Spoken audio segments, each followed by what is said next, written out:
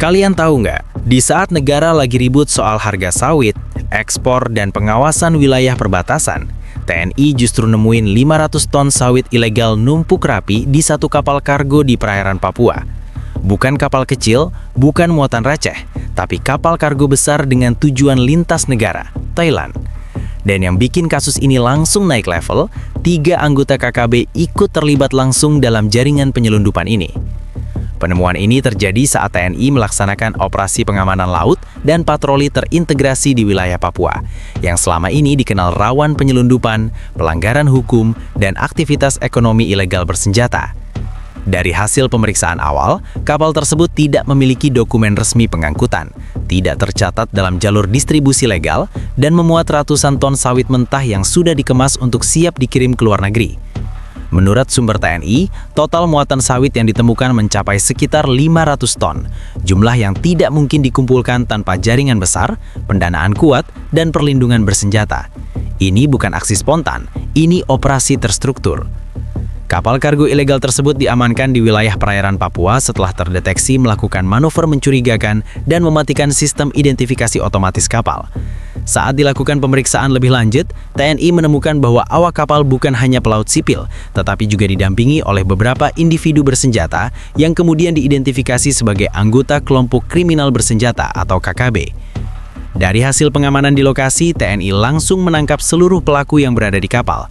Tidak ada perlawanan terbuka, namun fakta keterlibatan KKB menunjukkan bahwa penyelundupan ini bukan sekedar kejahatan ekonomi, melainkan juga terkait langsung dengan pendanaan kelompok bersenjata di Papua. Investigasi awal menyebutkan bahwa sawit ilegal tersebut rencananya akan dikirim ke Thailand melalui jalur laut internasional, memanfaatkan celah pengawasan dan wilayah perairan yang luas. Praktek seperti ini diduga sudah berjalan cukup lama, dengan pola yang sama, pengumpulan sawit ilegal di darat, pengamanan oleh kelompok bersenjata, lalu pengiriman lewat kapal kargo tanpa dokumen resmi. Pihak TNI menegaskan bahwa kasus ini menjadi bukti nyata bahwa penyelundupan sumber daya alam di Papua tidak bisa dipisahkan dengan keberadaan kelompok bersenjata, dan bahwa hasil kejahatan ekonomi semacam ini berpotensi digunakan untuk membiayai aktivitas kekerasan di wilayah tersebut. Saat ini, kapal kargo, muatan sawit, dan seluruh pelaku telah diamankan untuk proses hukum lebih lanjut. TNI bekerja sama dengan aparat penegak hukum lain untuk menelusuri jaringan di balik kasus ini, termasuk pihak yang berperan sebagai pemodal, penghubung internasional, dan jalur distribusi di luar negeri. Kalau kalian mikir KKB cuma bergerak di hutan dan pegunungan dengan senjata, kasus ini nunjukin satu hal penting. Mereka juga sudah masuk jauh ke kejahatan ekonomi terorganisir. Penyelundupan 500 ton sawit ilegal yang dibongkar TNI di Papua bukan berdiri sendiri, tapi melibatkan 3 anggota KKB yang berperan aktif dalam pengamanan, distribusi, dan pengawalan muatan dari darat ke laut. Berdasarkan hasil pemeriksaan awal terhadap para pelaku, keterlibatan KKB tidak terjadi di atas kapal secara kebetulan. Mereka diduga kuat bertugas sejak tahap awal pengumpulan sawit di wilayah darat Papua. Sawit-sawit tersebut berasal dari sejumlah titik yang tidak memiliki izin produksi dan distribusi resmi, kemudian dikumpulkan secara bertahap sebelum diangkut menuju pesisir. Di fase inilah peran KKB menjadi krusial. Mereka bertindak sebagai pengaman jalur darat, memastikan proses pengangkutan sawit tidak diganggu oleh aparat, warga, atau kelompok lain. Dengan membawa senjata dan memanfaatkan wilayah yang sulit dijangkau, KKB memberi jaminan keamanan kepada jaringan penyelundup. Singkatnya, mereka bukan penonton, tapi bagian dari sistem. Sumber TNI menyebutkan bahwa keberadaan KKB dalam jaringan ini memperlihatkan pola lama yang kembali terulang. Kejahatan ekonomi dijadikan sumber pendanaan utama kelompok bersenjata. Hasil penjualan sawit ilegal tersebut diduga akan dibagi untuk membiayai logistik, pembelian senjata, serta operasional kelompok di wilayah pedalaman Papua. 3 anggota KKB yang ditangkap di kapal kargo berperan sebagai penghubung langsung antara jaringan darat dan jalur laut. Mereka memastikan muatan aman sampai ke kapal, mengawasi proses pemuatan, serta ikut menjaga kapal selama berada di perairan Papua sebelum berlayar ke jalur internasional. Fakta bahwa mereka ikut berada di kapal menunjukkan tingkat kepercayaan tinggi dari jaringan penyelundup. Dari sisi modus operandi, penyelundupan ini dinilai sudah direncanakan matang. Sawit tidak diangkut sekaligus dalam satu waktu, melainkan dikumpulkan secara bertahap untuk menghindari kecurigaan. Setelah volume dianggap cukup besar dan menguntungkan, barulah kapal kargo dikerahkan. 500 ton sawit bukan angka kecil dan jelas bukan operasi sekali jalan. TNI menilai keterlibatan KKB dalam penyelundupan ini memperkuat indikasi bahwa kelompok tersebut kini semakin mengandalkan jalur ekonomi ilegal ketimbang hanya aksi kekerasan terbuka. Strateginya sederhana, resiko lebih rendah, keuntungan besar, dan dampak jangka panjang lebih menguntungkan bagi keberlangsungan kelompok. Dari hasil pendalaman sementara, aparat menduga masih ada anggota KKB lain yang berperan sebagai pengumpul, penjaga gudang sementara, hingga pengawal jalur laut di titik-titik tertentu. Penangkapan 3 orang ini diyakini hanya pintu awal untuk membongkar jaringan yang lebih luas. Kasus ini juga menjadi alarm serius bagi negara. Selama ini penyelundupan sumber daya alam sering dianggap kejahatan ekonomi biasa. Namun ketika sawit ilegal, kapal kargo, dan KKB berada dalam satu rantai yang sama, maka persoalannya bukan lagi sekedar pelanggaran administrasi atau ekonomi, melainkan ancaman langsung terhadap keamanan nasional. Dari hasil penelusuran aparat, penyelundupan 500 ton sawit ilegal ini tidak berhenti di Papua. Tujuan akhirnya jelas, Thailand, salah satu pasar regional yang selama ini dikenal sebagai titik transit maupun tujuan akhir komoditas ilegal dari kawasan Asia Tenggara. Jalur laut yang dipilih bukan jalur umum pengiriman resmi, melainkan rute memutar yang sengaja dirancang untuk menghindari radar pengawasan dan pemeriksaan ketat. Kapal kargo yang diamankan TNI diketahui telah disiapkan khusus untuk pelayaran jarak menengah hingga jauh. Kapal ini tidak terdaftar dalam manifest ekspor resmi, tidak tercatat dalam sistem pelaporan pengiriman komoditas, dan menggunakan identitas kapal yang diduga telah dimanipulasi. Sistem identifikasi otomatis kapal sengaja dimatikan saat berada di wilayah perairan tertentu, sebuah pola yang umum digunakan dalam penyelundupan lintas negara.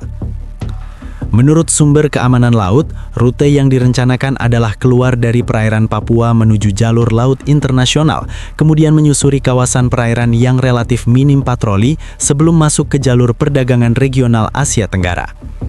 Dari sana, muatan sawit ilegal akan diarahkan ke pelabuhan tujuan atau dipindahkan ke kapal lain untuk mengaburkan jejak asal barang. Thailand dipilih bukan tanpa alasan. Negara tersebut memiliki aktivitas perdagangan sawit yang tinggi, baik untuk kebutuhan domestik maupun industri turunan.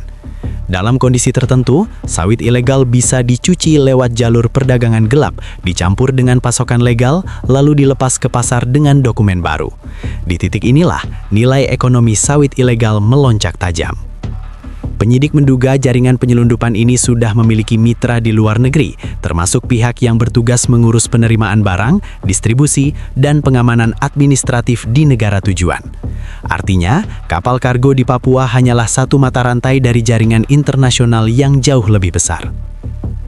Dari sisi logistik, 500 ton sawit bukan muatan yang bisa disembunyikan dengan mudah. Dibutuhkan perencanaan matang, jadwal pelayaran yang tepat, dan koordinasi lintas wilayah. Fakta bahwa kapal ini hampir lolos dari wilayah Papua menunjukkan bahwa jaringan ini memahami betul celah pengawasan laut dan memanfaatkannya secara sistematis. TNI menilai jalur laut Papua selama ini memang menjadi salah satu titik rawan penyelundupan karena luas wilayah, kondisi geografis, dan keterbatasan pengawasan di beberapa sektor. Hal ini dimanfaatkan oleh sindikat untuk mengangkut komoditas ilegal dalam jumlah besar tanpa harus berhadapan langsung dengan pemeriksaan ketat seperti di pelabuhan utama. Kasus ini juga membuka fakta bahwa penyelundupan sumber daya alam dari Indonesia tidak selalu dilakukan oleh pelaku kecil, melainkan oleh jaringan dengan kemampuan operasional lintas negara. Mereka memahami hukum, tahu titik lemah sistem, dan berani menggerakkan kapal kargo besar demi keuntungan maksimal. Terbongkarnya penyelundupan 500 ton sawit ilegal di Papua langsung memunculkan dua dampak besar yang saling berkaitan: kerugian ekonomi negara dan ancaman serius terhadap keamanan wilayah. Kasus ini tidak berdiri sebagai pelanggaran tunggal, melainkan memperlihatkan bagaimana sumber daya alam dijadikan alat untuk memperkuat jaringan ilegal, termasuk kelompok bersenjata di Papua. Dari sisi ekonomi, penyelundupan sawit dalam jumlah besar menyebabkan negara kehilangan potensi penerimaan yang signifikan. Sawit merupakan komoditas strategis dengan nilai tinggi di pasar internasional. Ketika ratusan ton sawit dikeluarkan secara ilegal tanpa pajak, tanpa bea ekspor, dan tanpa pengawasan, maka kerugian negara tidak hanya terjadi di satu titik, tetapi berlapis, mulai dari pendapatan negara, stabilitas harga, hingga kepercayaan terhadap sistem perdagangan resmi. Aparat memperkirakan nilai ekonomi dari 500 ton sawit tersebut mencapai angka yang sangat besar jika berhasil dijual di pasar internasional. Uang hasil penjualan ini tidak masuk ke kas negara, tidak tercatat, dan tidak memberikan manfaat bagi masyarakat lokal. Sebaliknya, dana tersebut justru berpotensi mengalir ke aktivitas ilegal, termasuk pembiayaan kelompok bersenjata. Inilah titik krusial yang membuat kasus ini tidak bisa dipandang sebagai kejahatan ekonomi biasa. Ketika penyelundupan sawit terhubung langsung dengan KKB, maka dampaknya beralih menjadi ancaman keamanan nasional.